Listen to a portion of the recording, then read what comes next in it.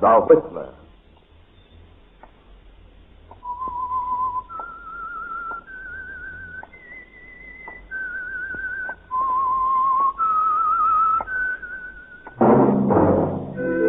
And now the Whistler's strange story. Murder at Twin Pines.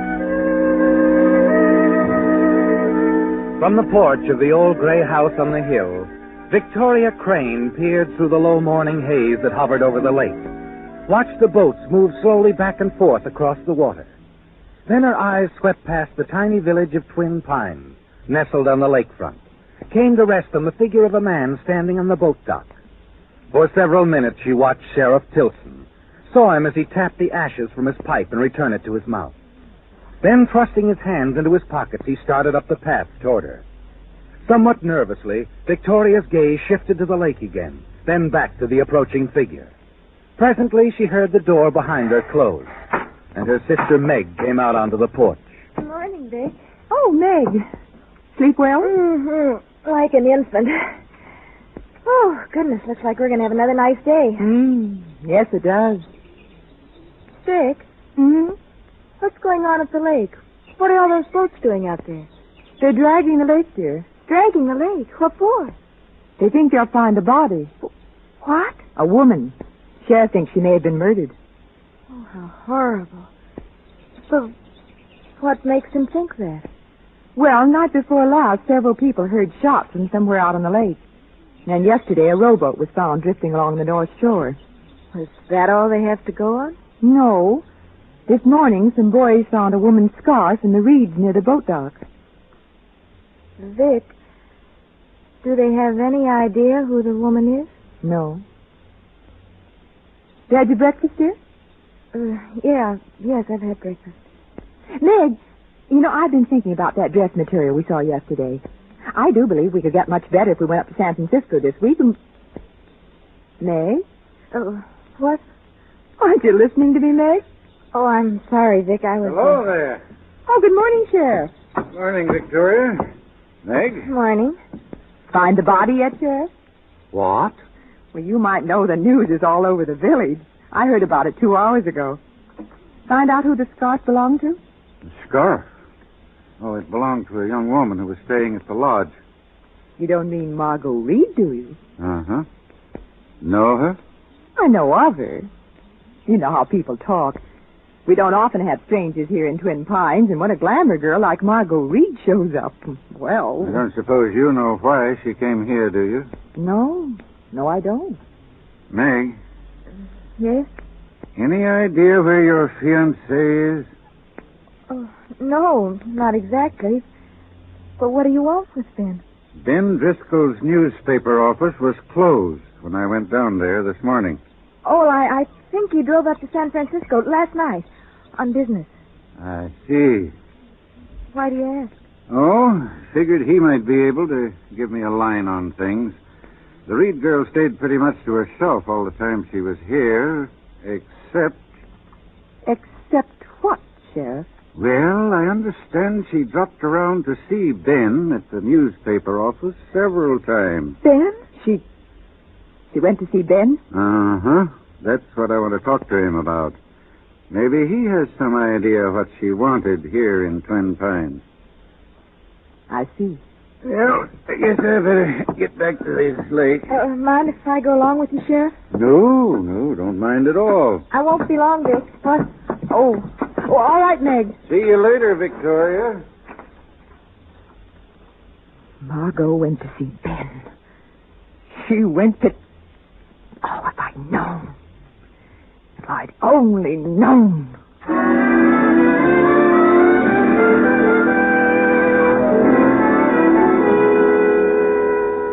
It's something you hadn't counted on, isn't it, Victoria? A threat. It could ruin everything. That is, if you allowed it to. But you've faced worse situations before, bluffed them through with your cleverness. But even now, in spite of what's happened, you're confident that somehow you'll find a way out.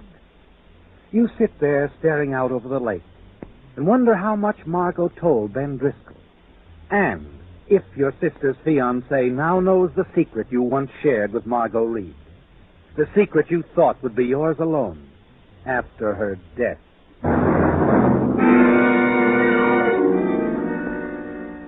There's nothing you can do now but wait. Wait for Ben to return. And then finally, late that afternoon, you hear a car pull into the driveway. You hurry outside, see Ben get out of his car. He stands there for a moment looking down at the lake, a puzzled frown on his face. Hello, Ben. Oh, hello, Vic. Hey, what's going on down there? They're dragging the lake. What? You mean they're looking for... Yes, there's been a murder. So the sheriff says. Well, how do you like that? First time I leave Twin Pines in over a year and a murder takes place. Yeah, I better get down there. Ben, wait. They think it's Margot Reed. Margot Reed? The sheriff wants to talk to you, Ben. He thinks you might be able to tell him what she was doing here in Twin Pines. No one else seems to know. But, Vic, What's the matter, Ben? Nothing. I think I'd better go. Ben, wait. Do you know what Margot Reed was doing here? Did she tell you? Ben. Oh, hello, darling. You just got back? Yeah. You heard what's happened. Vic was just telling me about it.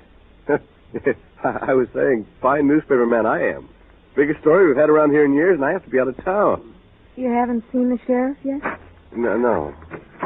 I'm on my way now. Will you be back? Yeah, later. I have a number of things to do at the office. I'll call you, darling. Bye.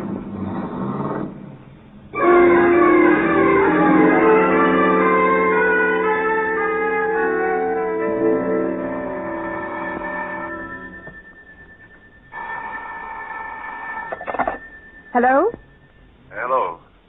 Vic, Yes, Ben. is Meg there? No, she went out right after supper. I don't expect her back for another hour or so. Can I come over right away?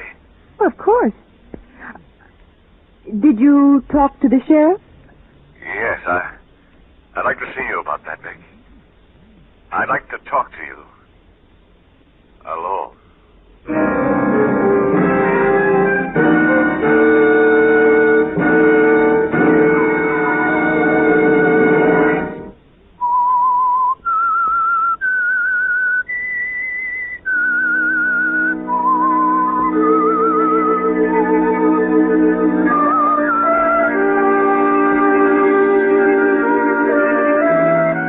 It's turned out just as you feared it would, hasn't it, Victoria? You're certain Ben knows something. Perhaps that you're the reason why Margot Reed came to Twin Pines. Yes, somehow you can't believe she's told him everything, can you? That doesn't sound like Margot. You're sure that she wouldn't admit blackmail to a perfect stranger. And so you wait anxiously for Ben to arrive and stare out the window. Watch the small boats as they move back and forth across the water, searching for the missing Margot Reed. A quarter of an hour later, you're sitting in the library facing Ben. I hardly know where to begin, Vic. You know why Margot Reed came here, don't you? Yeah, of course. But I didn't tell the sheriff. Perhaps I should have. I don't know. They'll find out sooner or later. Will they? I'm telling you this, Vic, because I know I can trust you. You got to talk to somebody about it. You see, Margot and I were married once. What? Yeah. We called it quits 5 years ago, divorce. Shortly after that, I came here to Twin Pines, bought the paper. I lost track of it completely until a month ago. I got a letter from Margot. Oh, Vic, don't look at me like that. I know I should have told Meg, but... So Margot Reed came here to see you. Yeah, she said the divorce was a mistake. She wanted us to... Well, of course, I told her it was no use, but she stayed around the village anyway. And then, day before yesterday, she came into the office. She was excited about something. Oh? Said she'd accidentally run into someone here. An old friend. Did she tell you who it was? No, I think she was about to, but Eddie walked into the office then. Eddie? Yeah, Eddie Farrell, my assistant at the paper. And that's something else, Vic. Eddie overheard Margot say she'd see me that night. I'm sure he did. Did you see her? No. Well, I waited for her at my cottage, but she didn't show up. That must have been the night Oh, Vic, I pulled a stupid stunt. I should have told the sheriff the whole truth. Well, it's too late now, Ben. It would only make matters worse. If I were you, I'd leave things just as they are. There's a chance they'll never find out. Yeah, but suppose Eddie tells him I had a date to see Margot that night, and suppose the sheriff starts to investigate Margot's past. Then Then listen to me. I don't know why everyone's getting so excited. What proof is there that the girl's actually dead? She could have suddenly decided to run up to the city for some reason or other. Well... Then I think it's best not to think about it anymore. Try to put it out of your mind. I, for one, will believe Margot Reed is dead when I see them drag her up from the lake. And I don't think they ever will, Ben. I don't think they ever will.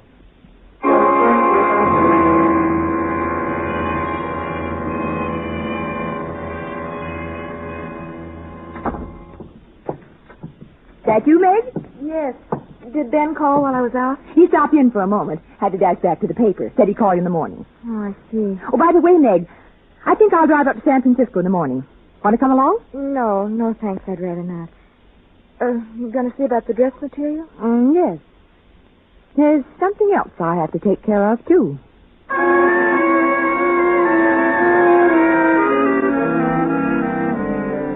Yes. And it's an important matter, isn't it, Victoria? The idea occurred to you while Ben was talking about his marriage to Margot Reed. You don't want to do this to Ben, your own sister's fiancé, do you? But you're sure Meg will eventually get over it. And it's the only way to protect yourself. The perfect opportunity to produce a suspect for Sheriff Tilson. Prevent him from digging too deeply into Margot's past, her connection with you. The following morning, you drive up to San Francisco. Your first step is to inform one of the city's newspapers of a new development in the Twin Pines murder, that a prominent citizen of Twin Pines is withholding information from the sheriff. City editor. I have some information for you about the murder at Twin Pines. Who is this? My name isn't important. Now listen. A girl named Margot Reed has been murdered. I know about that. Well, here's something you don't know. Neither does the sheriff at Twin Pines. Margot Reed was once married to Ben Driscoll. He's the editor of the local paper. That's so? Look, where Check it yourself. It should be a big story. Goodbye. Wait a minute.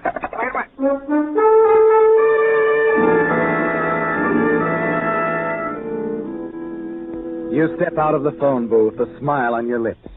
It's done, isn't it, Victoria? You've made the first move, and now it's up to the newspaper, to some bright, eager reporter to follow through. Early that same evening, you return to Twin Pines, to the house on the lake. As you step inside the door, Meg rushes out of the library into your arms. Oh, now, here. Well, now, what's all this? Oh, it's Ben. The sheriff's holding him for questioning. He's in jail. What? They came for him this afternoon while I was with Ben at the paper. There was a man with the sheriff, a reporter from a San Francisco newspaper. I don't know how he found out, but... Oh, Vic, Margot was Ben's wife. Ben admitted it. He said he was glad the truth was out. Do they think he killed her? Oh, the sheriff didn't say, but I'm sure that's what he thinks. It's what they all think. But he couldn't have killed her. You don't think he did, do you, Vic? Of course not. I'm sure he didn't kill her.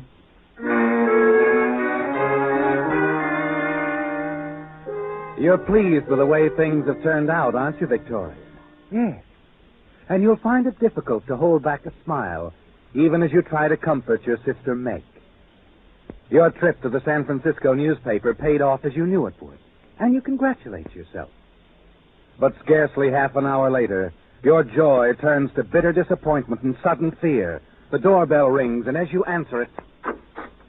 Ben! Hello, Vic. Why, Ben, I heard about what happened. It's all right, Vic. Sheriff let me go. Well, that's fine. I told him the whole story. I guess it sounded all right to him, so here I am. Where's Meg? In the library. Come on in, Ben. Yeah, I'd like to see her. I have a lot of explaining to do.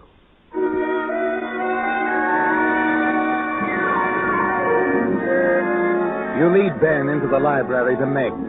Sit there as Ben tells her the whole story. His marriage to Margot, the divorce, everything. And then suddenly something he says causes you to stiffen in your chair. Meg looks up quickly. Ben, did you say Margot worked for a Dr. Kingston in Seattle? Yeah, that's right, darling. She was working as a nurse in Seattle at the time we broke up. Dr. Kingston? Vic, that was Uncle Frank's doctor. Was it? Of course. Uncle Frank? Our father's brother. He'd been an invalid for a long time. Died 5 years ago in Seattle. He's the one who left us our money. Oh, I see. Uncle Frank had a private nurse, didn't he, Vic? And if Margot worked for Dr. Kingston... Vic, you were at Uncle Frank's when the accident occurred. You wouldn't know if you... Why, yes, but... Accident? Uncle Frank was killed accidentally, Ben. He fell down a flight of stairs. Vic, about his nurse... You're mistaken, Meg. I remember the nurse Dr. Kingston had for Uncle Frank. It was not Margot Reed. Are you certain? Quite certain. It's a terrifying moment, isn't it, Victoria? And more than ever, you're aware that there must not be a big, involved investigation. They must never find out that Margot Reed was at your uncle's house the night he was killed accidentally. That's when it all began, didn't it? The moment Margot suspected the truth, that you had pushed the old man down the stairs, murdered him for the money he would leave to you and your sister Meg. No, there must not be an investigation. Though your first attempt to involve Ben has failed, you're not through yet, are you? Quickly, your mind turns to Eddie, Ben's assistant at the newspaper, and the possibility of using him to frame Ben. On your way down to the village the following day, a plan forms in your mind. Then in front of the coroner's office, what the sheriff is telling the crowd gives you a further advantage. That's right. The body's been found. What was it, Sheriff? Drowning? You read about it in the papers, Jed. Ben, it wasn't a drowning. You see, Emily, There were several bullet wounds. Margot Reed was murdered. Did you find the gun? No, we haven't found the gun. Excuse me, Jed, Victoria, I've got to get along now.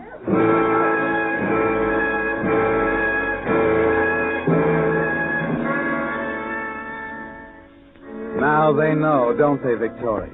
It's murder. And now you can get the gun and plant it in Ben's cottage when the right moment comes along. Yes, the gun must be there when you've finally given the sheriff enough clues to direct him to a murderer. But first, Victoria, you must begin to build a solid case against Ben through his assistant, Eddie Farrell. Morning, Miss Victoria. Hello, Eddie. You hear the news? A couple of the sheriff's boys just dropped in. Oh, goodness, did they question you, too? Huh? Oh, me? Oh, gosh, no. They only... Oh, yes. Yes, they told you she'd been shot. And... Yeah. I heard, too. I was down there. Oh, that poor girl. Well, I guess they know the kind of person to suspect. How do you mean? Well, you know, the sort of man who runs around a good deal, unmarried, always an eye out for a pretty girl. Sure, I guess there's a few in this town. But Oh, Eddie. Goodness, you're taking what I have to say to heart. You don't think I'm talking about you. Oh, no. No, I didn't think that. Well, with all the dates you have, it's an advantage, not something to put you under suspicion. What lucky girl were you out with on that particular night, Eddie? Why, Had 2 dates, probably. why, I don't think I had any dates. What did you say, Eddie? Nothing. What was it you came in for, Miss Victoria? Let me see.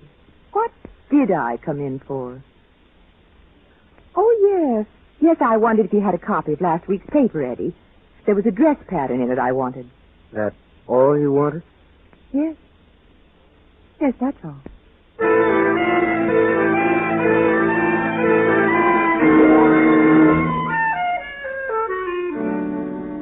Oh, I'm dreadfully sorry, Sheriff. I know how busy you are. If it's something to do with the case, Victoria, it doesn't interrupt. Well, it's about Eddie Farrell, Ben's assistant down at the paper. Oh, Sheriff, I really hate to suggest it, but... Go on. It's just between the two of us. Well, he might have been with Margot that night, you know. Might is quite a word. I might have been with her myself. It was his attitude, Sheriff, when we were talking. The way he closed up. Oh, you're right. It's probably nothing. Still, Eddie does have quite a reputation with the girls, and... Yes, I know. I'll have a little talk with Eddie. Nothing can be lost by asking a few questions, huh?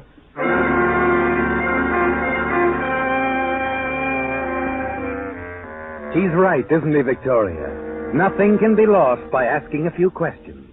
In fact, you have a lot to gain. Yes. And you've used Eddie Farrow well to point the finger of suspicion at Ben. The proof of that comes late that afternoon when you overhear Meg on the telephone. Listen to me.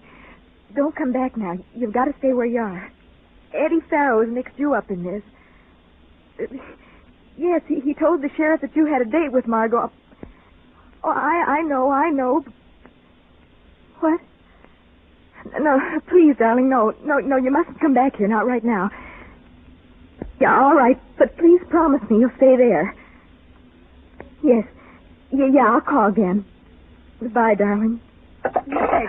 Oh, Vic. Was that Ben you were talking to? Yes, he's up in San Francisco. Oh, Vic, I'm worried sick. What's happened?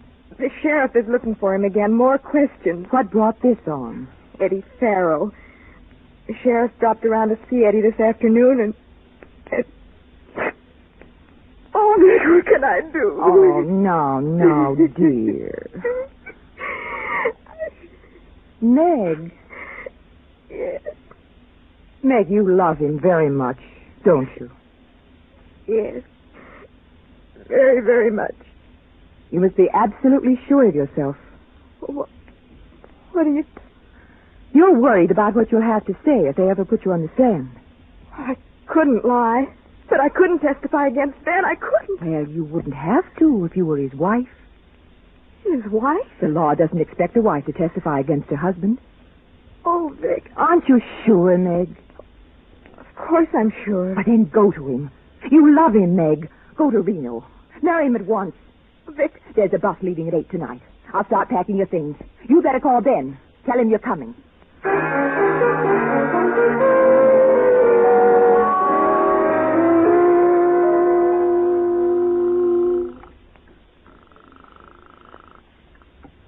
Hello? Sheriff Tilson speaking. Sheriff, this is Victoria. Yeah? Sheriff, I hate to tell you this because it involves my sister. But she must never know. What is it? Ben's hiding out somewhere in San Francisco. She's going to him. Left the house a few minutes ago. She's headed for the village, carrying an overnight bag. They're running off together? Well, something like that. You'll have to follow her. She'll take you to him. All right, Victoria, and thanks.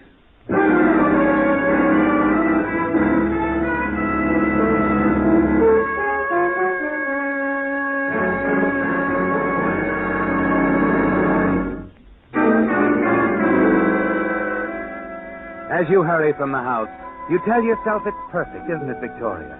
Meg is gone now on her way to Ben. She'll talk him into running away, and that's all you need. You know Sheriff Tilson won't let them get very far. All that's necessary now is to take the gun from where you've hidden it and plant it in Ben's cottage. You're certain the murder weapon can't be traced back to you. That when it's found at the cottage, it will definitely implicate him in the murder of Margot Reed. You hurry along the lake shore, keeping well in the shadows, using the darkness to advantage. You have no trouble getting into Ben's cottage. And in the half-darkness of moonlight, you cross the living room, open a closet, and locate one of Ben's old hunting jackets. You're about to place the gun in the pocket when you hear footsteps in the next room. Suddenly a door opens and the lights go on. Meg! Victoria. You shouldn't have come here, Meg. Why, I had to. When I called Ben, he asked me to bring some of his things. I've been packing them. But, Meg, you... Vic! What are you doing with that gun? What? I found it here, in Ben's jacket. Wait a minute, Victoria. You couldn't have. I searched this place completely just 2 hours ago. Sheriff Tilson, what are you doing here? Just what you asked me to, following your sister. She asked you to? Vic, what does this mean? I think it means Victoria outsmarted herself, Meg, trying to frame Ben. No, that's not true. We'll know more about that when we check this gun with the bullets that killed Margot Reed. I think it'll answer a lot of questions I've had on my mind all day. This is the United States Armed Forces Radio Service, the voice of information and education.